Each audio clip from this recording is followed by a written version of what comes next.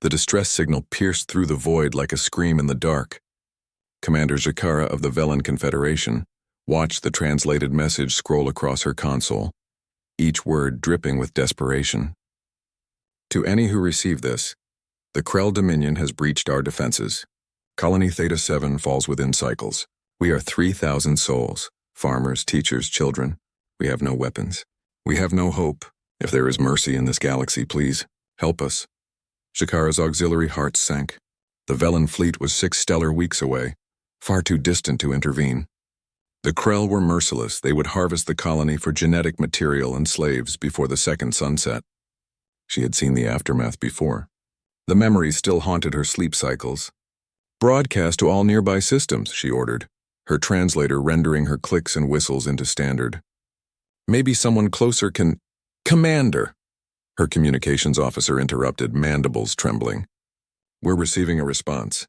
It's from the human homeworld. The bridge fell silent. Humans, the Deathworlders. Everyone in the Confederation had heard the stories, though few believed them entirely. A species that evolved on a planet so hostile that merely living there was considered a death sentence by galactic standards. Gravity that would crush most species. An atmosphere so rich in corrosive oxygen that it aged metal. Predators in every shadow, disasters in every season. Put it through, Jakara said. The voice that emerged was deep, calm, and carried an edge that made her combat instincts flare. This is Admiral Chen of the Terran Defense Fleet. We've intercepted the distress call from Colony Theta 7. Current Krell position puts them 18 hours from orbital bombardment. We can be there in 16. Jakara's translator stuttered, recalculating. That's impossible. Earth is 22 stellar hours from Theta 7 at maximum Confederation drive speed. Nothing travels that fast. A pause. Then, we're not using Confederation drives. ETA 16 hours. Terra out. The channel went dead. Jakara pulled up the tactical display, her claws dancing across the haptic interface. If humans could somehow reach the colony before the Krell main fleet arrived, they might buy time for evacuation. But the Krell had already deployed 3 battlecruisers and a dreadnought. What could one species, even Deathworlders, do against such overwhelming force? She ordered her ship toward Theta 7 at best speed, knowing they would arrive too late to do anything but document the massacre. 15 hours and 43 minutes later, Jakara's sensor officer made a sound that translated roughly as a gasp of religious terror. Commander, there are ships dropping out of faster than light, right at the edge of Theta 7's system. Dozens of them. The main display lit up with contact markers. Jakara counted 27 vessels, each radiating heat signatures that made her ship's sensors scream warnings. They were moving fast, impossibly fast for ships that size. Krell fleet is hailing the newcomers, communications reported. They're demanding identification and surrender. The human response came through on all channels. Admiral Chen's voice was no longer calm. It was cold. This is the Terran Defense Fleet to Krell forces. You have entered a protected zone and are engaging in hostile action against a civilian population. You have one opportunity to withdraw. Leave now, or we will remove you. The Krell commander's response was predictable. A burst of particle beam fire toward the nearest human ship. What happened next would be analyzed by military strategists for generations. The human vessels scattered like a school of prey fish, but they scattered forward, not away. Their acceleration defied every known principle of inertial dampening. They should have turned their crews into paste against the bulkheads. Instead, they tore into the Krell formation like apex predators into soft flesh.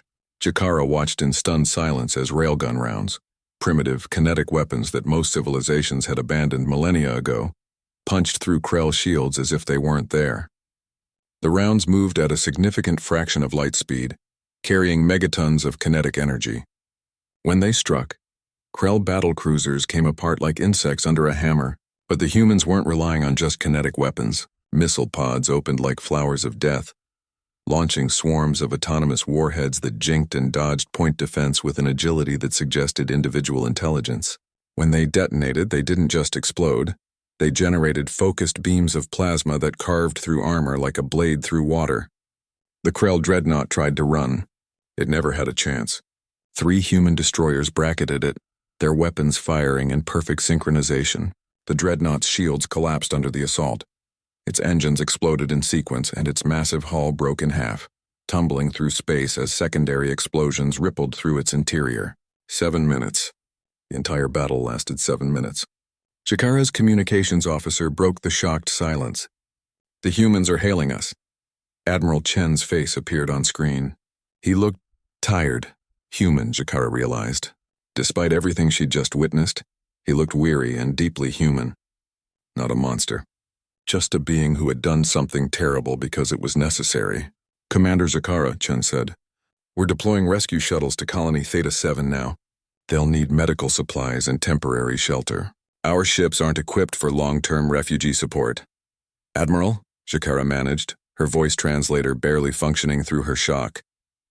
How did you? Chen's expression didn't change.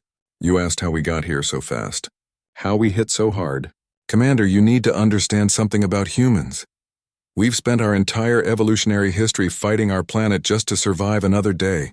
We've endured ice ages, supervolcanoes, asteroid impacts, plagues that killed half our population. We've fought wars with each other that made the surface of our world burn. He leaned forward slightly. So when someone sends out a distress call saying they're 3,000 souls with no weapons and no hope, when they're facing a predator species that wants to enslave their children, his jaw tightened. We don't ask if it's convenient. We don't calculate the odds.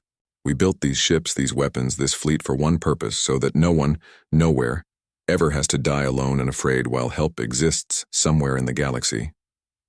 Chen stood, and Jakara saw dozens of other humans on the bridge behind him, all working with focused efficiency. The Krell came to a colony of farmers and teachers expecting an easy harvest. Instead, they found out what happens when you threaten innocent lives within range of Earth. The transmission ended. Jakara looked at her crew, seeing her own shock reflected in their faces. Then she began issuing orders for relief operations, her voice steady despite her racing hearts. She had heard the stories about Deathworlders, about humans. She had believed perhaps 10% of them. Now she realized the stories weren't exaggerations. They were understatements. The humans hadn't just responded to a distress call. They had traveled faster than should be possible, hit harder than should be survivable, and fought with a precision that spoke of a species that had spent millennia perfecting the art of warfare. And they had done it all for 3,000 strangers they would never meet. As Jakara's ship approached Colony Theta 7, she watched human shuttles already ferrying survivors to safety, their crews working with the same focused intensity they had brought to battle. In the distance, the human fleet formed a defensive perimeter, watching the stars for any sign of Krell reinforcements, watching, waiting, ready. Somewhere in the galaxy, Jakara knew another distress call would eventually sound. And when it did, these Deathworlders would hear it, and they would come. That was what terrified her.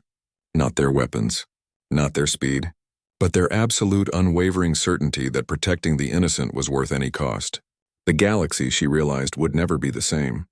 Earth had heard the call, and Earth had answered.